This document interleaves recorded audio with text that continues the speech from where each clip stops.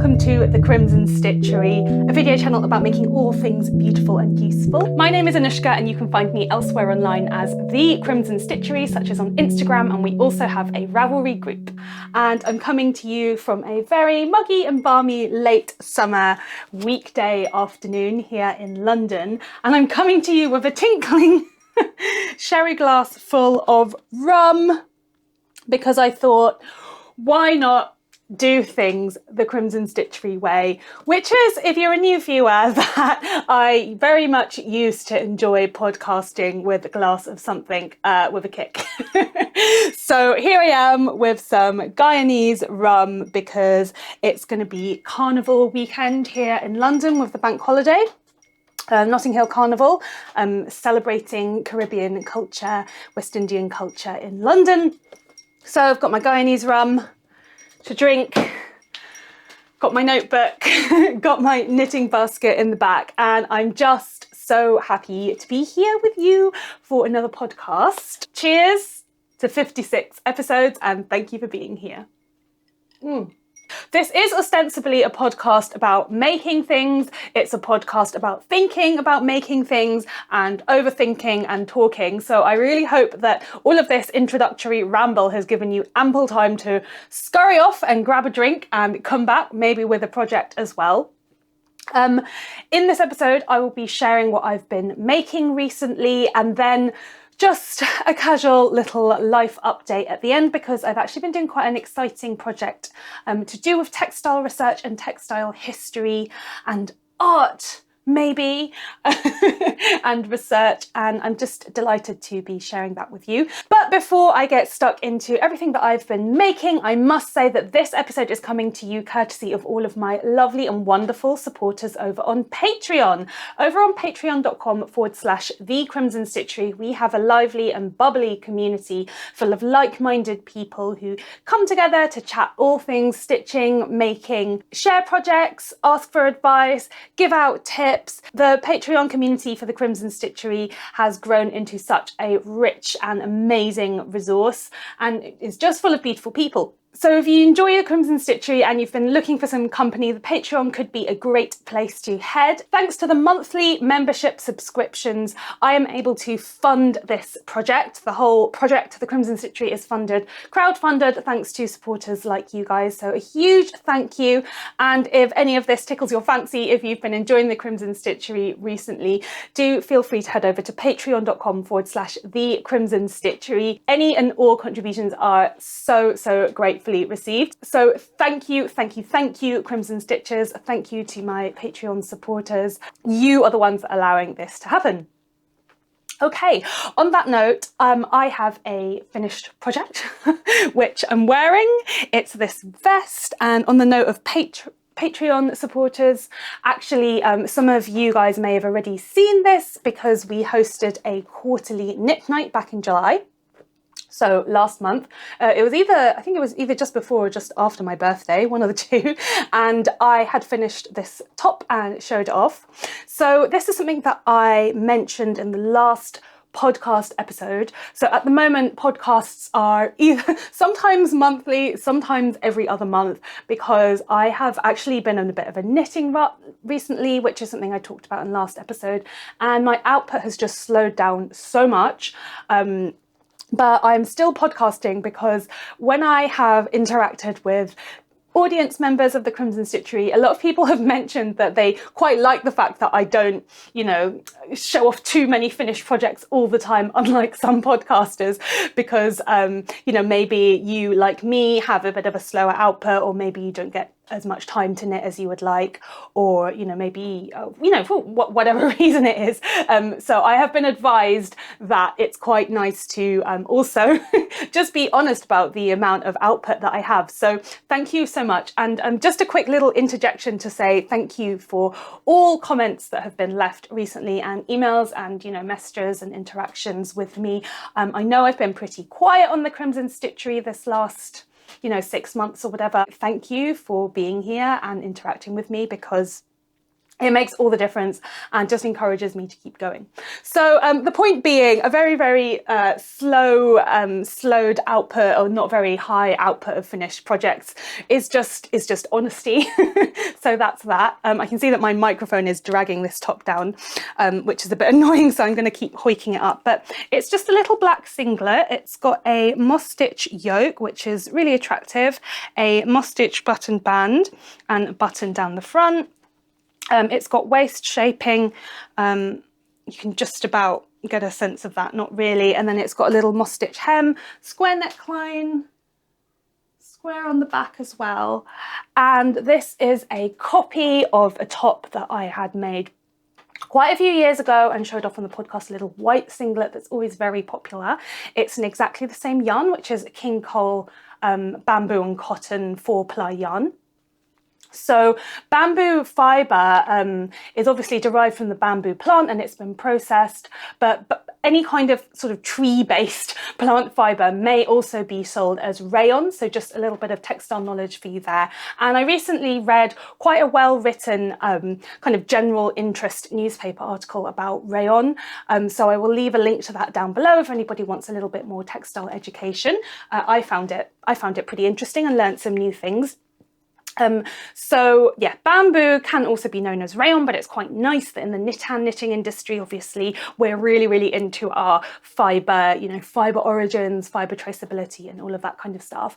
And bamboo gives a really drapey fabric, which this vest is extremely drapey. But unfortunately, you know, in the case of a singlet, it also stretches out quite a lot, like the memory isn't fantastic. So on the one hand, it's very drapey. On the other hand, it stretches out kind of with that drape as the fibres and the fabric relaxes. It kind of, you know, loosens up a little bit, just like me after I've drunk too much rum at Carnival. So, you know, that's okay. We go with the flow. So the thing is that when I had made this white vest, which, by the way, let me grab the mag. It comes from a trusted favourite, which is Rowan 31, an old Rowan that's probably, you know, the best part of 20 years old, like maybe it's 18 years old. It's from the early 2000s. And it's just a little vest pattern from here. But the thing is that because I'd already made the same vest in white before, same yarn, same size, everything, I had tried to make some alterations when I finally made the black. Because, okay, the story of why did I buy 2 sets of yarn, the exact same yarn, black and white, and yet it, you know, I knit the same pattern, but something like probably 5 years apart or something like that, maybe 4 years. It's that classic when you are ordering yarn online and you just have to spend that little bit more so that you get the free delivery, right? So you think, oh, I could pay £5 of postage, or I could pay, you know, £7 and get some more yarn. So that's what you do. And then the yarn just sits around at home for years because, anyway. So that's what happened. This is a habit that I've been trying my best to get out of, especially because, you know, as a consumer, I do want to support small businesses because small businesses are more likely to, you know, carry maybe more unusual yarns, or, you know, have a more direct approach to customers, or maybe be a bit more specialist. So I don't want them all to go bust in favour of, you know, the big conglomerates of the world. So I'm trying to get, you know, I'm trying to let go of this, like, almost quite, what's it called, entitled attitude towards postage, because, you know, the fact is that if I'm not paying for the postage, then the business is probably paying for the postage themselves and therefore making more of a loss. Obviously, it's an incentive for them to buy, you know, it's a tool, it's a sales tool to offer free postage. I'm trying to just accept that I should pay for postage so that I am, you know, basically not ending up overbuying, because you always just end up spending more money, or you just end up with more things at home. Okay, ramble off. Ramble, line drawn under the ramble.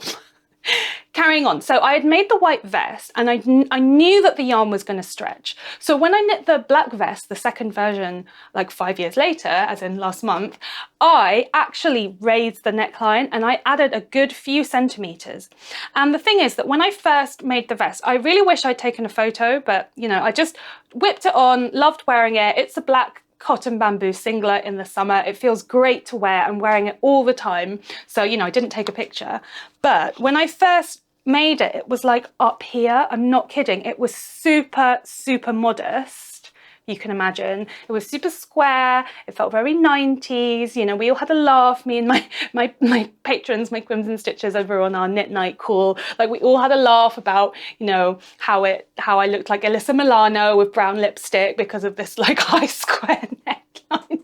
I just felt like I should have been in Charmed or something. Anyway, but lo and behold, it has sunk down. You know, it's got super cleavagey, it's got super stretched out, and it no longer looks like a neat little summer top. It's just like any old stretched out singlet. So, you know, you could say that that's a success story because it means that the top has been completely integrated into my wardrobe. I wear it all the time. But on the other hand, I also just think of it as a learning experience for continuing my fibre knowledge and my knowledge of knitting, because there is always more to learn, and especially when it comes to handling yarns and making choices about what yarns you use, what fabrics that you're producing, there is just always more to learn. So, you know, there continues to be a huge question mark around what kind of garment cotton bamboo is good to make with, right? Because the fabric feels amazing. It's so soft. Again, it's lustrous, it's drapey, it looks and feels great. You know, it's absorbent, all the rest of it. It's comfortable, but it just stretches out like no man's business. So I don't know, like maybe a baby blanket, I really, you know, beats me. So if you've had any success with cotton bamboo yarns, do let me know what you've come up with. Maybe some kind of draping cowl neck thing where you have like lots of fabric so that it somehow, there's enough fabric to cover up all of the like cleavage that keeps getting exposed. Like, I really don't know. Or maybe one of those like, maybe crochet, maybe like one of those holy throw over things, like a holy muumuu, where you're just wearing a kind of pretend garment, but really you're wearing a bikini, and really the garment is just to kind of, it's like to pretend that you're not really just showing everyone your bikini, because, you know, you've just put like a mesh fishing net over you, basically. Do you know what I mean? So yeah, really happy with this vest. Still a question mark about the cotton bamboo. Oh, one more thing I just wanted to point out is about the buttons. So how many buttons does I have? 2, 4, 6, 8, 9 buttons.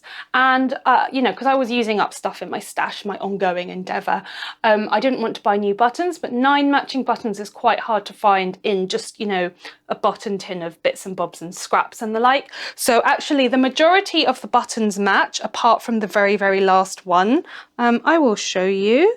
So can you tell it's not actually matching? The main buttons have a sort of grey in it, and the non-matching button has got a different type of plastic and a different texture. But my trick for that, so I had 2 ideas. The first was to have a very big contrasting button for either just the yoke, so maybe the top 2 or 3 buttons, or maybe just the top one. But in the end, I tried lots of different combinations. I tried sort of sparkly ones, shaped ones, fancy ones at the top, and I just didn't want, you know, it wasn't quite working in this case. So I just had a simple but non-matching button right at the bottom, because you are never going to notice that ever.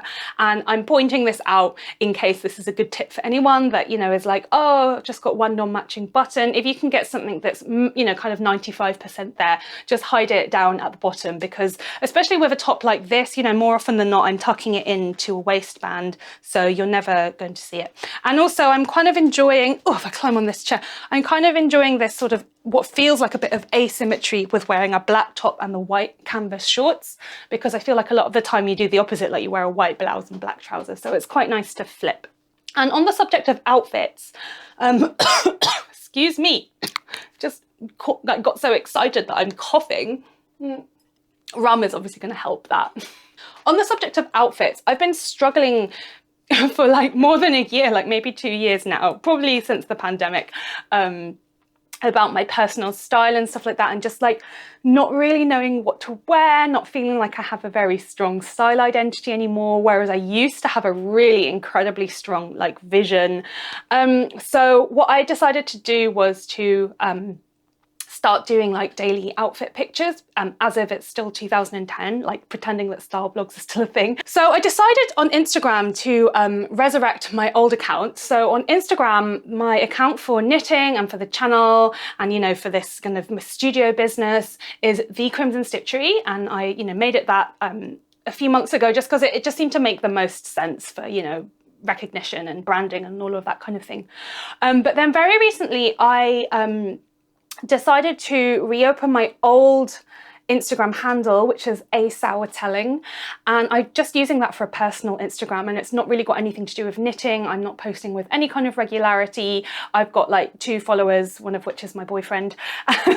So, you know, you're welcome to hang out there if you want. It's mostly pictures of flowers and occasionally, like when I'm feeling a bit arty, I'll take an arty photograph and put it there. And then now it's outfits. So it's absolutely no consistency at all. And that's where outfit pictures are going to live.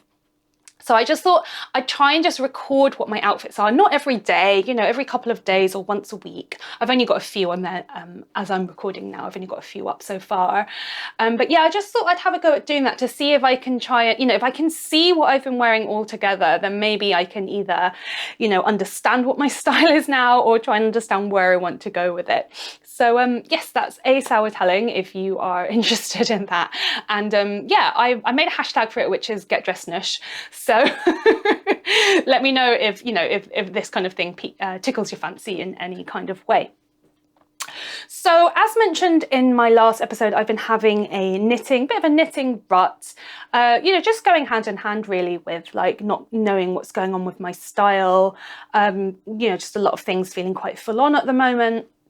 And I'd wanted to strip things back and go back to basics, which was this old Rowan magazine here. And so because I knit this vest, you know, I just cast on, it was all I made. I knit it through, I seamed it together, I sewed the buttons on, I wore it. I've been wearing it all summer.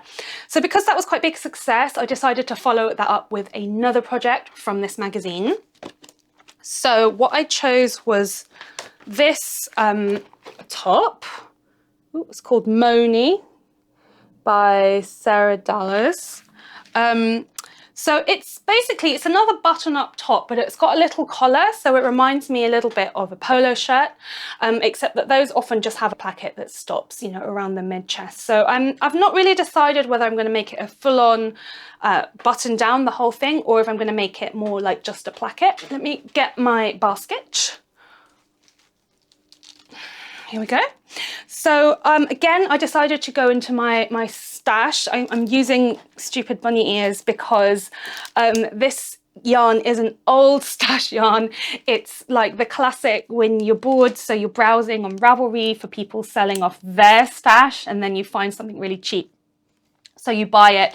Like, definitely not a good thing to do if you're trying to go stashless, which I constantly am. And it's like I wonder why I can never seem to get rid of all of my yarn. It's because I keep buying yarn. Funny how that works. But anyway, I managed to get a whole sweater's lot of Rowan cotton 4-ply, Summer Light 4-ply, made of Egyptian cotton. It's incredibly soft. It's quite different from like an old Rowan cotton 4-ply, which was quite dense and firm. This one is very soft and fluffy. I don't know if that's anything to do with the quality or the supplier. I've got no idea, but there you go. So what I decided to do was start with the sleeves. Here they are, because I just felt like I wanted a bit of a win, because I knew that knitting a whole sweater in like 4-ply yarn at a very small stitch gauge, like it was going to be a bit of an endeavour. So I thought, okay, I'll start with the sleeves. So here we go. Now, as you can see, I'm obviously not doing that colour work with the hearts and stuff. Like it makes it really dated. And I think, you know, the hearts and so on would be really nice for like a little girl, but not a grown woman in her 30s. And yeah, not to mention this, it just feels very dated. So, okay, let me put it on my arm. Here you go. So it's going to be a t-shirt. And I kept the little eyelet detail. In fact, I added more eyelets, but I'm not going to lace it with ribbon, just because, again, you know, it's a style of its time. It's showing its age. All of that like ribbon and cord lacing, it's not good. So I did the 2 sleeves. That took quite a while because they're actually quite wide. You know, that's a good foot wide, 30 centimeters. So it's quite a lot of stitches to go around in a very small stitch gauge, like 26 or 28 stitches per 10 centimeters or 4 inches. So, you know, it's quite a lot of work. So I did that. Okay, and then I got started on the body, but I've just been rummaging around and I can't seem to find it. So, oh, I know, I was knitting in bed. I've left it in bed. Sorry. I was really tired, so I was knitting in bed. I'm not going to get it. It's not really much to see. It's just a piece of ribbing. So I did and ah quite a lot about this project because after I knit the sleeves, I was suddenly like, oh, wouldn't it have been really nice to make it one of those like ribbed polo shirts, really 70s. And then because it's got a little collar, you know, I could like make the collar a lot bigger. So I was like umming and ahhing. Then I started knitting the body, you know, because I'd already knit the sleeves in stocking stitch, not in rib. So then I was like, oh, maybe I could do the body in rib and the sleeves plain because I don't want to redo the sleeves. But so the reason why there's not much to show you is because I started knitting the body in rib and it just looked too weird to have rib and then plain in this instance. I think it was a bit of a bodge, you know. I think if I was going to do that, I'd have to put a bit more thought into it. So I just undid it and, you know, got back down to the ribbing. And it's really slow, but I am quite enjoying having something extremely simple. And again, it's knit in pieces, which means that even though, you know, like I was complaining about the tension being very tight and there being a lot of stitches, it just means that you're just, you know, it's one thing working a lot of stitches and it's, you know, this wide, but let alone if it's like a whole circumference because it's knitting the round. So you're knitting like front and back together and you're knitting this huge tube. I don't know, there's just something about like having the smaller pieces and having the little wins as you go along that is just very appealing at the moment. So yeah, that will be just a nice little t-shirt, a little collared t-shirt to wear hopefully in the autumn. As I said, it's pretty slow going at the moment and I was just knitting one thing at a time. But then, you know, something else came up, which I'll talk to you about. But yeah, it's nice to keep things simple. You know, it's kind of boring in a sense, but just the idea of having quite a basic, almost foundational garment, you know, just a collared t-shirt in this hand knitted fabric so that there is a lot of texture and it will look nice next to woven, you know, trousers or jacket or something like that. You know, just having a bit of hand knit in your wardrobe and your outfit just kind of lifts it because it gets this extra texture, this extra bit of like pizzazz, in my opinion, even when it's quite a sort of simple colour like navy.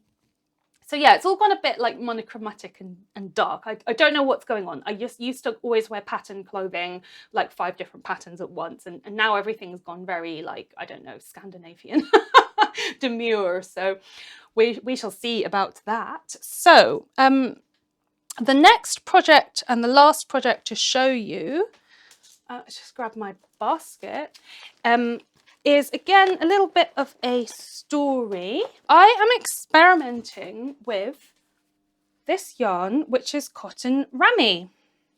And this yarn is 70% cotton and 30% ramie. And this is something that I just found by searching online for cotton, like ramie-based 4-ply weight yarns suitable for socks, and I just found one by the Little Knitting Company. And what is ramie, you may be wondering? It is another plant-based fibre, a bast fibre, which means it's taken from the stalk of a plant called Burmeria nivea, which comes from the nettle family. But it's a different type of nettle to the common stinging nettle. It's a much bigger and tougher and taller plant, but it comes from the same family, the same botanical classification. So it's actually a specific type of nettle that is cultivated for fibre to produce threads and cloths and ropes and sails and all kinds of things. So, you know, the whole time I was like, oh, it's stinging nettles. It's not stinging nettles. It is actually a plant fibre that is used for textile and cloth. Why am I knitting a ramie sock? This is where the knitting basket section is just going to cross over into conversational threads. So just expect more rambling if you're new here with a bit of textile information, and please take a sip. I applied for a scheme. I successfully won the opportunity to do a research placement and artist residency at the Royal Botanical Gardens at Kew. So this Botanical Gardens is actually also a research centre, and they have a huge archive and collection, and they're very, very active obviously with scientific research. They're also growing their research connections in the arts and humanities, which is my discipline, because I am a fashion, dress and textile specialist. I'm all about people and clothing and cultural identity and things like that. The role of clothing and dress and cloth in cultures around the world, and my PhD is about migration and diaspora, in which I specialise in Chinese diaspora identities. I basically was awarded this grant to do a small mini project before the end of my PhD. Like, there were all these stipulations to do with the Research Council. So this is just like a little update, life and art update for those of you that have been following me along for a few years, because I did start the Crimson Stitchery initially I was in the middle of my PhD, because I was quite lonely, because I was knitting, because I wanted to share things and connect with people. So I had been writing up my PhD, and then I've had to put that on pause and go off for 3 months to do this research and creative residency, which is looking at Chinese textiles in the archive and collection.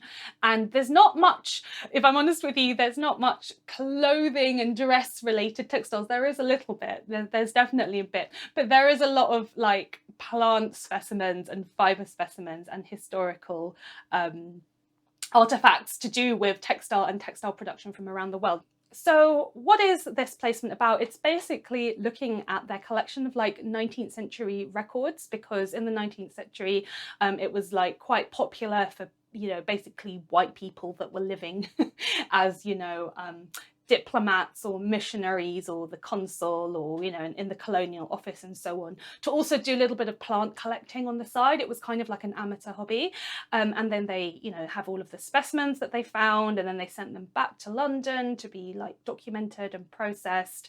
And what else did they do? Yeah, just got all of this stuff, and now I'm looking at it.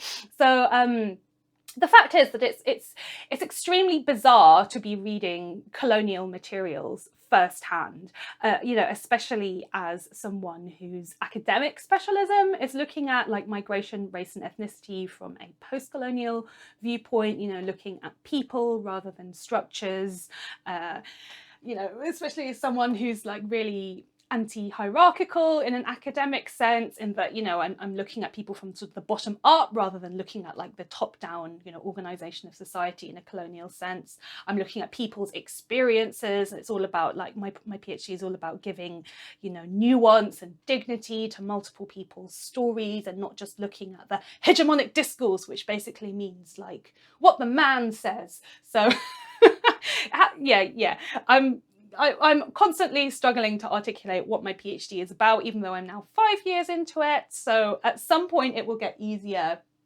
Maybe, we'll see. Or I'll just forget all about it. So anyway, the point is, it's just so bizarre to be looking at this colonial material firsthand. And the material that I'm looking at is about collecting plants and about basically extracting knowledge from the land, from indigenous peoples, about plants, about their uses, medicinal properties, textile properties, cultural properties, economic, and so on and so forth. And it's kind of like, it's bad enough reading all of this like stuff with the horrible language that they use to refer to local and indigenous peoples around the world, and they're just talking about plants. Like, I really don't know how I would cope if I was doing a project where they were talking about people, if you see what I mean. And I'm really inspired in this project by a graduate, a PhD graduate. She went to my university and was part of my same scholarship fund, and she is a filmmaker called Onyeka Igwe, and her whole PhD was about responding to the British colonial archive, especially with the colonial films made in Nigeria in the 1950s. And I'll put a link about her PhD down below if this is like catching your interest. Her whole project was about kind of watching these strange films where they documented, like Nigerian people dancing in a village, for example, but they kind of didn't really afford them subjectivity and kind of didn't really treat them as sort of, with really like the dignity that they should have been afforded, essentially. It's just really strange to be reading like firsthand the documentation that is like all of these attitudes from the like 1860s to the 1920s, like just fully bang the colonial period in Asia. And yeah, so that's what I've been doing. I've been looking at all of this old stuff and, you know, doing some work around the collection, doing some work around cataloguing, and doing some creative work as an artist. So I made all of these interesting discoveries around ramie. And also as part of the collection, what they have is they have samples of like the product, the economic product. So in this case, it's cloth and yarn and thread. And then they have like all of the relevant plant parts, all of the parts that they collected, you know, at the time in the period that was sent over to London to be documented for educational purposes. So in terms of ramie, they have, you know, bits of the plant, the fibre, and then they have it like spun and processed in all of these different stages and stuff like that. And as part of all of that, I found a commercial machine sample of a sock that had just been sent from a factory, just to demonstrate, you know, how great, for example, ramie is in a sock. And, you know, just the knitter in me just saw that sock and was like, I just have to knit a sock. I just have to somehow knit a sock in ramie. And, you know, when you just feel that kind of call to do something, sometimes you just gotta, you know, just gotta do it.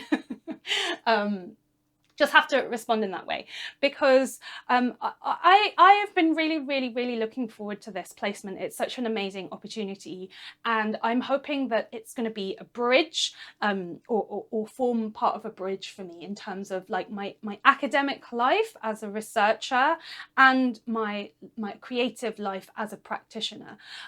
So this is something that I've been, you know, thinking about a lot, you know, because, you know, the PhD doesn't last forever. It lasts for a bloody long time, but it's not forever. And I have known for a long time that I didn't want to only be a researcher. You know, I really wanted to be an artist, and, you know, the Crimson Stitchery has definitely come into that. But I've also, you know, I don't just want to design, you know, things that you wear. I also want to creatively work with more abstract things and think about how to change, like convert intangible ideas and concepts visually, or maybe through sound, you know, creatively and into some kind of response. In terms of what I want to do next, because obviously as soon as you start a PhD, that's all people ask you. What do you want to do next? What are you going to do with that PhD? Yeah, really, it's going on to be an artist. So I guess as part of the Crimson Stitchery, through all of these rambles, I am also documenting my process of going through it along the way, because what I'm discovering as I get older, as I sort out my head, what I'm discovering is the importance of being and becoming.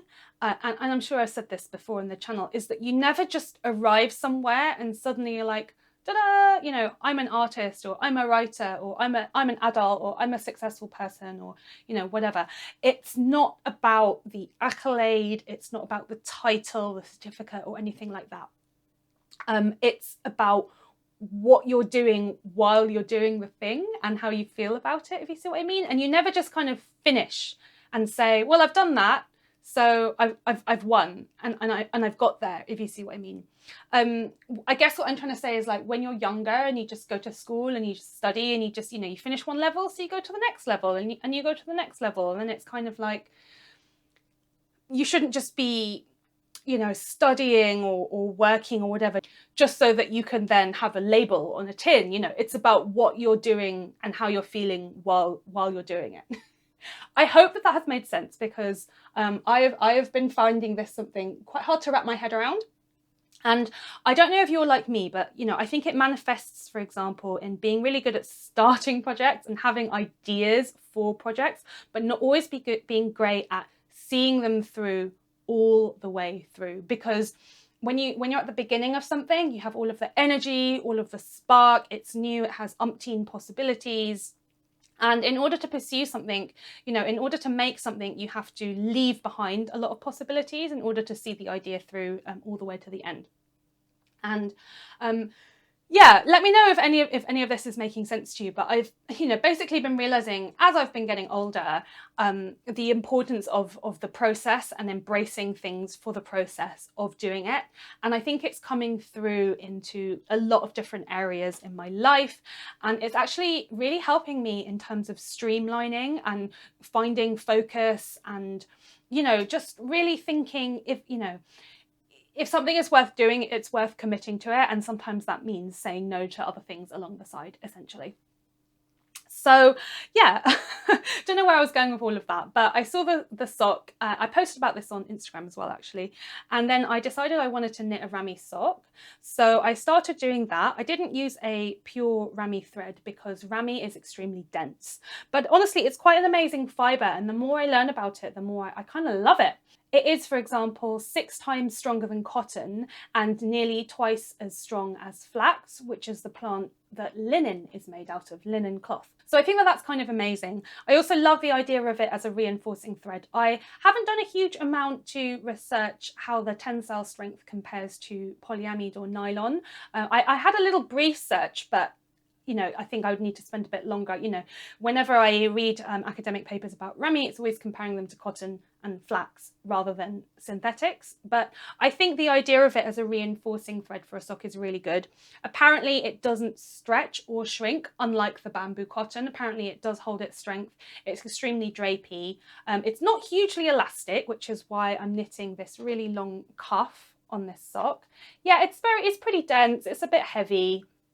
We'll see. I'm just excited to try it out as an alternative. And also it's quite a nice occasion in which to learn about more different sock yarns, because as I've mentioned in the last few videos on sock yarns specifically, I've always just used wool and nylon because it's just been what's available to me. It's what's worked. Whenever I experimented in the past, maybe I was less skilled and less confident and it didn't work out and I was sad. But now A, I'm pretty skilled with sock knitting, and B, I have a lot of socks. So if the sample doesn't work out, it's not a big deal. Like, I'm not pinning all of my hopes on it. I can now afford, having been knitting socks for so many years, I can now afford to just experiment and just see. And it's a real boon, actually, to feel like, I can just be a bit more playful and open-minded and curious with my knitting, and just not feel like if it doesn't work out, I'm not even that disappointed. I can just accept it, make a change, make an alteration. Like even with this vest, if I could be bothered, I could just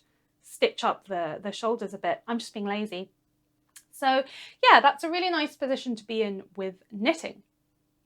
So that is that, and that's a little bit about the project. I am trying not to have imposter syndrome too much. I think because I've gone there very much to do the placement in a creative and artistic capacity, but I haven't made quote unquote art, by which I mean sort of maybe non-useful objects. I haven't done that in such a long time.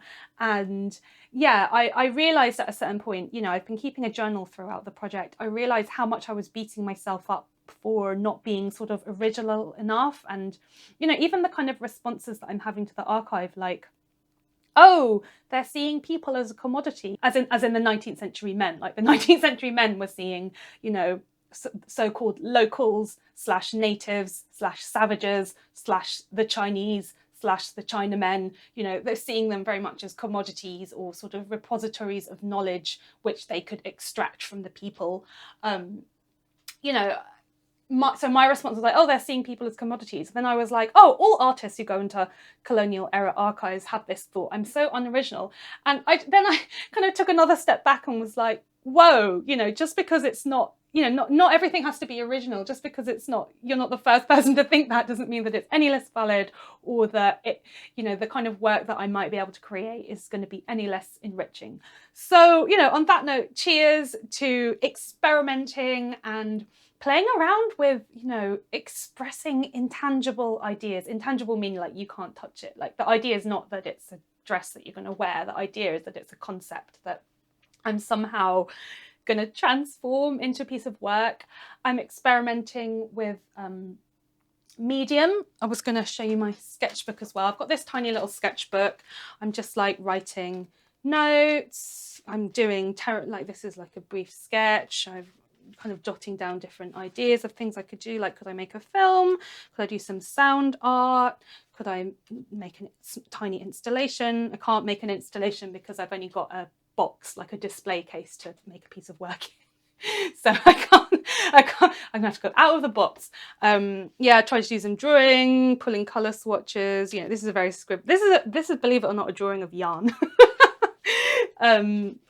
Realizing that I use drawing as a tool to figure things out, as opposed to being a very talented, you know, sketcher. You know, that's not who I am. You know, so I'm just very quickly flicking through this sketchbook, some self-portraits, playing around with ink. I really like using ink as a medium. I did that today. What's this? Okay, so yeah. So what I'm going to do to end the episode is just read out something that I wrote and I improvised earlier. So this piece of writing is about me sitting in this chilled room, 14 degrees or so cold. That's Celsius, 14 degrees Celsius. Super cold. Chilled archive, looking at all of this 19th century material and just like noticing how I feel. Because, okay, I mentioned the researcher Onyeka Igwe before. So this was something that she said that she did during her PhD, is that when she was looking at all this colonial era films, looking at Nigerian people dancing, Nigerian women dancing, and in her PhD, I'll leave an article below, she noticed that one of the dances she felt reminded her of her grandmother. But what she was doing while she was looking at all this stuff is that she was noticing how it made her feel as, you know, with her own subjectivity, and thinking about, you know, giving herself all of that subjectivity, all of that personhood through looking at this, you know, kind of slightly dehumanizing, really, material, because that wasn't afforded the people that were being spoken about in the materials. Hope this is making sense. So I've been thinking about how she's taken that approach, and I'm also applying it during my very tiny little project, which is not a whole PhD, it's just a little thing. Okay, so this is about me. I found that somehow I was all of them. The researcher reading the documents and the writer narrating my travels. The collector searching for specimens and the native crawling around and picking them. The diplomat travelling to survey the wilds and the savages glaring from the roadside. The barber shaving the villagers' foreheads and the bandits slashing the strangers' throats. The woman queuing at the market and the servant hastily buying seeds, the harassed servants and the harangued women, hobbling on bound feet. Through these letters, I somehow took on the bodies of all participants in the scene, local and foreign, savage, native and redhead ghost, devil and Chinaman, civilized and knowledgeable. So yeah, that's just one little bit of work that I've produced, and it's about subjectivity, and it's about having multiple viewpoints, and it's about me being both, you know, the white man, because that's what it was, the colonial white guy, being really disparaging about all of these, you know, locals, natives, savages, Chinamen, and at the same time, so, you know, I have their lens because I'm reading their letters, but I'm also the local people because that's what I'm thinking about. And also knowing, you know, from an insider's point of view, let me know if you noticed the redhead ghost, knowing what they also said about their foreigners and their attitudes to the local people's attitudes to foreigners in their lands. And just, you know, pointing out that we're not existing in binary opposition. It's not black and white, but actually it's all, and it's complicated and complex. Wow, this has ended up being like a very unduly academic and arty version of the podcast. I am sorry if you didn't enjoy it, but if you did, let me know. I'm going to sign off here. Thank you very much for watching and for making it to the end and for listening to me. And again, a huge thank you to all of my supporters over on Patreon. It's really, really thanks to you guys that I'm managing to keep this going and hopefully achieving my ultimate goal, which is weaving together all these different strands of the work that I do, because I think it's possible and I'm trying to figure it out and hopefully make it interesting, An extra big thank you to my supporters at the Crimson Queens tier, which is the highest level of support on Patreon. Thank you so much to Angie Scheitel, and thank you so much to Brittany Cook. Because of all this different work, like the PhD and then this placement, I've just had to put so many things on hold because you just can't do everything. And to be honest with you, I'm really enjoying it. I'm really enjoying it. It's given me a feeling of freedom. You know, it's taken a huge load off my mind, weight off my shoulders. I'm feeling a lot better than I have done in a long time. So just again, like a huge thanks to everybody for your ongoing support. Thank you for sticking with me. And, you know, we're going to see what's going to come of the Crimson Stitchery and what I'm going to make of it. I'm so happy to have you along with me. Let me know if you have done anything to celebrate any kind of carnival this year, and if you will be joining me in a glass of rum, or you know, if you're a non-alcohol drinker, that's okay too.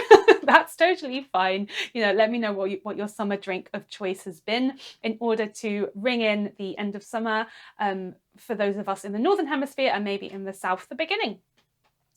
Thank you so much for watching. Take care, and I'll see you again at the Crimson Stitchery sometime soon. Bye!